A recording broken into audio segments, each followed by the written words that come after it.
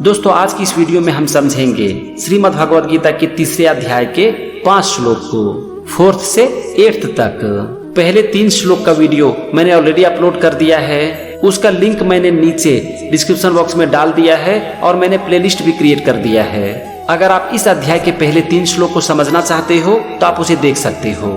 तो चलो सबसे पहले हम समझते हैं श्रीमद् भगवद गीता के तीसरे अध्याय के 4थे श्लोक को। भगवान श्री कृष्ण कहते हैं, ना कर्मणा मनारंभा नैष्कम्यम पुरुषोष्णुते न च सन्न्यसना देव सिद्धिम समधिगच्छति। यहाँ पर सबसे पहला शब्द है न, और यहाँ पर न का मतलब है न तो। इसके बाद है कर्मणा मनारंभा नैष्कम्यम, इसमें है 3 शब्द कर्मणाम, अनारंभात और नैष्कम्यम। कर्मणाम का मतलब होता है कर्मों को, अनारंभात मतलब आरंभ किए बिना, और नैष्कम्यम मतलब निष्कर्मता को, यानी कि कर्म के बंधन से मुक्ति को। फिर है पुरुषोष्णुते, इसमें है 2 शब्द पुरुषः और अश्नुते। पुरुषः मतलब मनुष्य और अश्नुते मतलब प्राप्त होता है। तो यहाँ पर पहले लाइन का मतलब हुआ कि मनुष्य ना तो कर्मों का आरंभ किए बिना निष्कर्मता को प्राप्त होता है, यानी कि बिना कर्म किए मनुष्य कर्म के बंधन से मुक्त नहीं होता है। चलो अब देखते हैं दूसरे वाक्य को, और यहाँ पर है नौ चौ। नौ मतलब नहीं और चौ मतलब और। इसके बाद है सन्न्यसना देव, इसमें 2 शब्द है सन्न्यसनात् और एव। सन्न्यसनात् मतलब हो गया त्याग मात्र से, और एव मतलब केवल। फिर है सिद्धिम, सिद्धिम मतलब सिद्धि, और अंतिम शब्द है समधिगच्छति, और इसका मतलब होता है प्राप्त करता है। तो यहाँ पर देखो नौचो सन्न्यसना देव मतलब और न त्याग मात्र से। यहाँ पर किसका त्याग मात्र कहा जा रहा है? कर्मों का त्याग मात्र। फिर है सिद्धिम समधिगच्छति मतलब सिद्धि को प्राप्त करता है। तो दूसरे वाक्य का मतलब हो गया और न केवल कर्मों के त्याग मात्र से सिद्धि को प्राप्त करता है, मतलब कि अगर कोई सिर्फ कर्मों का त्याग कर देता है तो वो सिद्धि को प्राप्त नहीं करता। चलो दोनों लाइन को जोड़ते हैं और हम समझते हैं पूरे श्लोक का मतलब। भगवान अर्जुन से कहते हैं कि हे अर्जुन, मनुष्य ना तो कर्मों को किए बिना कर्म के बंधन से मुक्त होता है और ना ही कर्मों के त्याग से सिद्धि को प्राप्त करता है। यहाँ पर भगवान कह रहे हैं कि एक मनुष्य अगर कर्म के बंधन से मुक्त होना चाहता है या फिर सिद्धि प्राप्त करना चाहता है, फिर भी उसे कर्म को करना पड़ेगा। बिना कर्म को किए कोई भी मनुष्य ना तो कर्म के बंधन से मुक्त हो सकता है और ना ही सिद्धि को प्राप्त कर सकता है। ये था 4था श्लोक। चलो अब हम समझते हैं 5वें श्लोक को। भगवान श्री कृष्ण कहते हैं, नहीं कश्चित् क्षणमपि जातु तिष्ठत्य कर्म कृत कार्यते ह्यवशः कर्म सर्वः प्रकृति जैर गुणे हैं। यहाँ पर शब्द है ना ही, ना मतलब नहीं और ही मतलब निसंदेह है। फिर है कश्चित् क्षणमपि, इसमें है 3 शब्द कश्चित्, क्षणम और अपि। कश्चित् मतलब कोई भी, क्षणम मतलब क्षण मात्र और अपि मतलब भी। फिर है जातु, जातु मतलब किसी भी काल में। इसके बाद है तिष्ठत्य कर्मकृत, इसमें 2 शब्द है तिष्ठति और अकर्मकृत। तिष्ठति मतलब रहता और अकर्मकृत मतलब बिना कर्म किए। तो चलो पहले वाक्य का मतलब समझते हैं। निसंदेह कोई भी किसी भी काल में क्षण मात्र भी बिना कर्म किए नहीं रहता, मतलब कि कोई भी मनुष्य किसी भी काल में बिना कर्म किए नहीं रह सकता। चलो आगे बढ़ते हैं और समझते हैं दूसरे वाक्य को। यहाँ पर पहला शब्द है कार्यते, और इसका मतलब होता है कार्य करने के लिए बाध्य किया जाता है। फिर है ह्यवशः, इसमें 2 शब्द है ही और अवशः। यहाँ पर ही का मतलब है क्योंकि। फिर है अवशः, अवशः मतलब विवश होकर, हेल्पलेसली। इसके बाद है कर्म सर्वः, कर्म मतलब कर्म और सर्वः मतलब सबको। और अंतिम शब्द है प्रकृति जैर गुणे हैं, इसमें 2 शब्द है प्रकृति जय और गुणे हैं। और यहाँ पर प्रकृति जैर गुणे का मतलब होता है प्रकृति के गुणों के द्वारा। तो चलो दूसरे वाक्य को समझते हैं। क्योंकि सबको प्रकृति के गुणों के द्वारा विवश होकर कर्म करने के लिए बाध्य किया जाता है।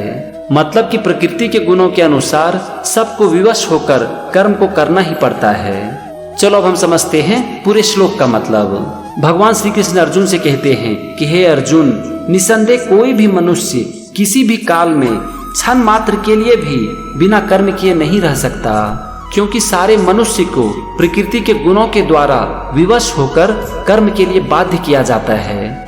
यहाँ पर भगवान श्री कृष्ण कह रहे हैं कि प्रकृति का ऐसा नियम है कि हर मनुष्य को अपना कर्म करना ही पड़ता है और प्रकृति हर मनुष्य को कर्म करने के लिए बाध्य करती है। इसीलिए कभी भी कोई भी मनुष्य क्षण भर के लिए भी बिना कर्म किए नहीं रह सकता।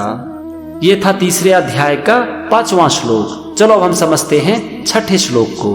भगवान श्री कृष्ण कहते हैं, कर्मेंद्रियाणि संयम्य यास्ते मनसा स्मरन् इंद्रियार्थान् विमूढ़ात्मा मिथ्याचारः स उच्यते। यहाँ पर सबसे पहला शब्द है कर्मेंद्रियाणि और इसका मतलब है समस्त इंद्रियों को। फिर है संयम्य, यह आस्ते। संयम्य मतलब रोक कर, यह मतलब जो, और आस्ते मतलब रहता है। फिर है मनसा स्मरण। मनसा मतलब मन से और स्मरण मतलब चिंतन करता। तो यहाँ पर पहले वाक्य का मतलब हो गया जो समस्त इंद्रियों को रोक कर मन से चिंतन करता है।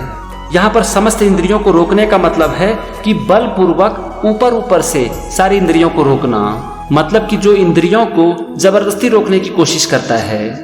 अब चलते हैं दूसरे वाक्य पर और यहाँ पर पहला शब्द है इंद्रियार्थान् विमूढ़ात्मा। इसमें दो शब्द है, इंद्रियार्थान और विमूढ़ात्मा। इंद्रियार्थान का मतलब है इंद्रियों के विषयों का, विषय मतलब होता है चीज, और विमूढ़ात्मा का मतलब होता है मूर्ख लोग।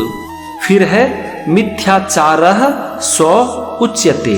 मिथ्याचारः मतलब मिथ्याचारी, सह मतलब वह, और उच्यते मतलब कहलाता है। तो यहाँ पर दूसरे वाक्य का मतलब हो गया कि जो मूर्ख लोग होते हैं वो इंद्रियों के विषयों में सोचते हैं और ऐसे लोग मिथ्याचारी कहलाते हैं। हमने एक एक शब्द को समझ लिया। चलो अब हम समझते हैं पूरे श्लोक का मतलब। भगवान श्री कृष्ण कहते हैं कि हे अर्जुन, जो मूर्ख लोग होते हैं वो जबरदस्ती समस्त इंद्रियों को ऊपर से रोककर मन से इंद्रियों के विषयों का चिंतन करता है, ऐसे लोग मिथ्याचारी कहलाते हैं। चलो थोड़ा इसे आसान भाषा में समझते हैं। यहाँ पर भगवान श्री कृष्ण कह रहे हैं कि जो मूर्ख लोग होते हैं वो इंद्रियों को रोकने का, अपने वश में करने का दिखावा करते हैं, लेकिन मन से वो चीजों के बारे में सोचते रहते हैं, उसके पीछे भागते रहते हैं, और ऐसे लोग मिथ्याचारी कहलाते हैं। ये था छठा श्लोक। चलो हम समझते हैं 7वें श्लोक को।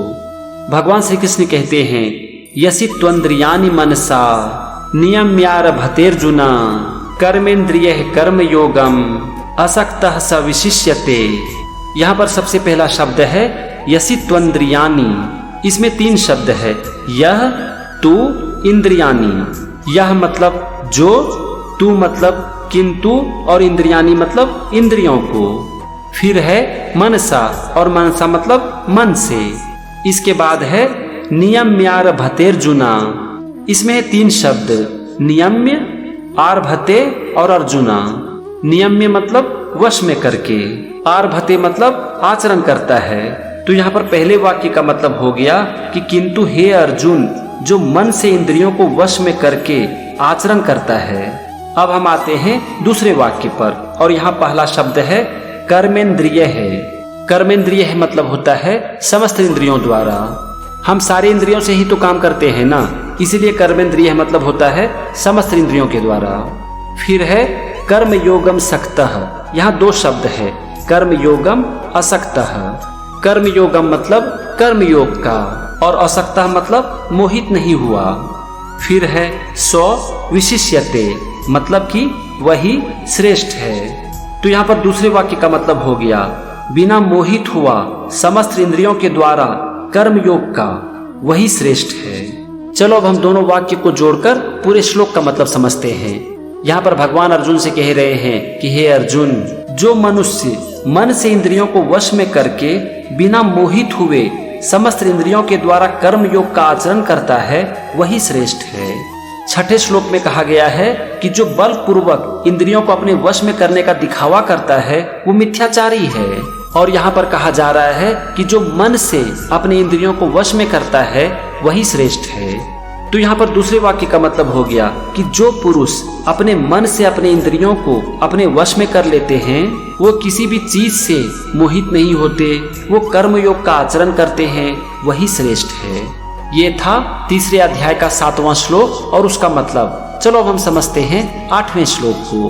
भगवान श्री कृष्ण कहते हैं, नियतम कुरु कर्मत्वम कर्म ज्यायो ह्यकर्मणः शरीर यात्रा पिचते न प्रसिद्धध्येत कर्मणः। यहाँ पर शब्द है नियतम कुरु कर्म त्वम। नियतम मतलब निर्धारित, कुरु मतलब कर, कर्म मतलब कर और त्वम मतलब तू। फिर है ज्यायो ह्यकर्मणः। ज्यायः मतलब श्रेष्ठ है और ह्यकर्मणः में 2 शब्द है, ही और अकर्मणः। ही मतलब क्योंकि और अकर्मणः मतलब कर्म ना करने की अपेक्षा। तो यहाँ पर पहले वाक्य का मतलब हो गया कि तुम निर्धारित कर्म को करो, क्योंकि कर्म ना करने की अपेक्षा कर्म करना श्रेष्ठ है। चलो देखते हैं अब हम दूसरे वाक्य को। और यहाँ पर पहला शब्द है शरीर यात्रा पी। इसमें 2 शब्द है, शरीर यात्रा और अपी। शरीर यात्रा मतलब शरीर निर्वाह और अपी मतलब भी। शरीर निर्वाह का मतलब हो गया भरण पोषण, अपने शरीर का देखभाल करना। फिर है चौ ते नौ। चौ मतलब तथा, ते मतलब तेरा और नौ मतलब नहीं। और अंतिम शब्द है प्रसिद्धध्येत कर्मणः। इसमें 2 शब्द है, प्रसिद्धध्येत और अकर्मणः। प्रसिद्धध्येत मतलब सिद्ध होगा और अकर्मणः मतलब कर्म ना करने से। चलो हम दूसरे वाक्य को समझते हैं। यहाँ पर दूसरे वाक्य का मतलब है तथा कर्म ना करने से तेरा शरीर निर्वाह भी सिद्ध नहीं होगा। मतलब कि अगर तुम कर्म नहीं करोगे तो तुम अपने शरीर का भी देख रेख नहीं कर पाओगे। चलो अब हम समझते हैं पूरे श्लोक का मतलब। भगवान श्री कृष्ण कहते हैं कि हे अर्जुन, तुम्हारा जो कर्म है तुम उसे करो, क्योंकि कर्म ना करने की अपेक्षा कर्म करना श्रेष्ठ है। और अगर तुम कर्म नहीं करते हो तो तुम अपने शरीर का भी देख रेख नहीं कर पाओगे। तो फ्रेंड्स, ये था तीसरे अध्याय का 5 श्लोक। अगले वीडियो में हम कुछ और श्लोक को समझेंगे। ये सीरीज कंटिन्यू रहेगा। अगर आपको श्रीमद् भगवद गीता समझने की इच्छा है तो आप इसे देखते रहिए। चलो आज के लिए बस इतना ही। जय श्री कृष्ण।